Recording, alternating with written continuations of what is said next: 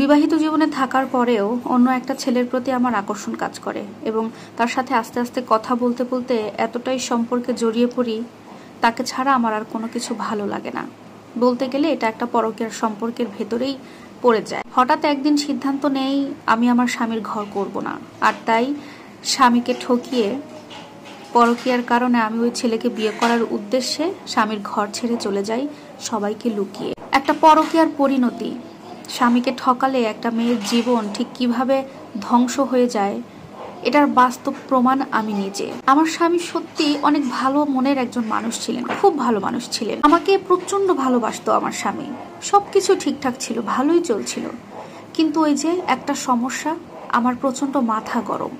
আমার রাগ উঠলে আমি রাগটা কন্ট্রোল করতে পারি না। আমার স্বামীর সাথে যদি কোনো ব্যাপারে এতটুকু লাগতো, সেটাকে আমি টেনে হিচড়ে বড় করে আরো অনেক বিশাল একটা আকারে পরিণত করতাম। এই ব্যাপারে আমার বাবা মা ভাই বোন সবাই বিশাল একটা সাপোর্ট করতো। আমার মা তো সবসময় বলতো, তোর স্বামীকে যেন খবরদার মাথায় তুলতে যাস না, নিজের স্বামীকে সবসময় দাপটের উপরে রাখতে হয়। এক কথায় আমি আমার স্বামীর সাথে খারাপ ভালো যাই করতাম, আমাকে সবসময় আমার আব্বু আম্মু সাপোর্ট করতো। আমার মা বাবা আমাকে সবসময় এটাই বুঝাইতো যে আমার সিদ্ধান্তে আমার কাজে কোনো ধরনের কোনো ভুল নেই। আমার মাথার মধ্যে সবসময় ওইটাই কাজ করতো।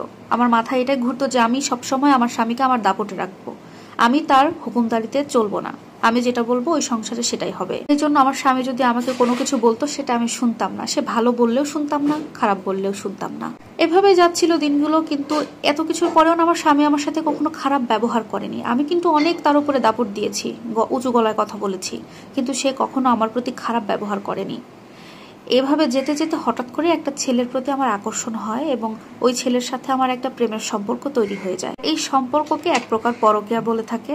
আমার ওই ছেলেটার সাথে অনেক ঘনিষ্ঠ একটা সম্পর্ক তৈরি হয়ে যায়। আমি যে ছেলেটার সাথে সম্পর্কে জড়িয়েছি সে আমাকে বলেছিল তার স্ত্রীর সাথে তার খুব একটা বনিবনা হয় না, তাদের মধ্যে সম্পর্ক খুবই বাজে। সে ওই সম্পর্কটা থেকে বের হয়ে আসতে চায়।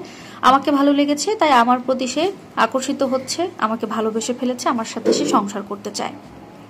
আর আমি তো বলেই দিয়েছি ওকে যে আমি আমার স্বামীকে পছন্দ করি না, ওর কোনো কিছু আমার ভালো লাগে না। এভাবে ওর সাথে সম্পর্কটা অনেক ঘনিষ্ঠ হয়ে যায়। এক পর্যায়ে স্বামীর সাথে আবারও রাগারাগি হতে হতে আমার স্বামীকে আমি জানিয়ে দিই, তোমার সাথে আমি সংসার করব না, আমি তোমাকে ডিভোর্স দিয়ে চলে যাব। কিন্তু ওই মানুষটা আমাকে অনেক বুঝিয়েছে, দেখো এভাবে পাগলামি করো না, সংসারে থাকতে গেলে দুটো কথা হবে, কিন্তু সংসার ছেড়ে চলে যেও না, এতে তোমার ভালো হবে না। আমি ওকে সাপ সাপ বলে দিয়েছি আমি এই সংসার করব না, আমাকে খবরদার কিছু বোঝাতে আসবে না। শেষ পর্যন্ত ওকে আমি ডিভোর্স করে দিয়ে বাড়িতে চলে যাই। আর আমার বাবা মা আমাকে সম্পূর্ণভাবে সাপোর্ট দেয়। আমি আমার স্বামীকে ছেড়ে দিয়েছি এই কারণেই, কারণ আমি অন্য একটা ছেলেকে ভালোবেসে ফেলেছিলাম, ওকে বিয়ে করতে চাই। তাই এই পরকীয়ার কারণে স্বামীকে ডিভোর্স দেওয়া আমার জীবনের সব থেকে বড় ভুল ছিল। এদিকে যার সাথে আমার পরকীয়া, ওই ছেলেটা আমাদের বাড়িতে আসা যাওয়া করে এবং আমার পরিবারের সবাই জানে যে আমি ওই ছেলেটাকে বিয়ে করেছি।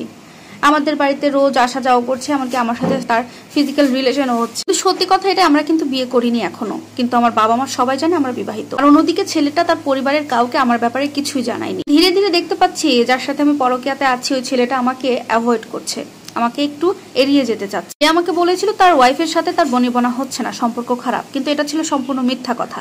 তার ওয়াইফের সাথে তার সম্পর্ক খুবই ভালো, এমনকি তার 2টা সন্তানও আছে এবং তারা হ্যাপিলি একটা লাইফ লিড করতেছে। অথচ সে মাঝখানে আমার সাথে এসেছিল মজা নিতে, আমার জীবনটা নষ্ট করে দিয়েছে। আমি বোকানারি সেটা বুঝতে না পেরে আমি আমার স্বামীর সাথে খারাপ ব্যবহার করে ওকে তালাক দিয়ে একে বিয়ে করার জন্য আমি বাড়ি ছেড়েছি। কতটা বোকা হলে একটা মেয়ে এই কাজটা করে, বুঝতে পারছেন আপনারা? মেয়েদের জীবনের সব থেকে বড় ভুল হচ্ছে এটাই, অন্যের প্রতি আসক্ত হয়ে নিজের স্বামীর সাথে খারাপ ব্যবহার করা, অবহেলা করে, এমনকি তাকে ডিভোর্স দিয়ে চলে আসা। এটা সব থেকে বড় একটা ভুল। জীবনের এই প্রান্তে এসে আমার এই কুলো নাই ও কুলো নাই, আমার জীবনের সবকিছু শেষ।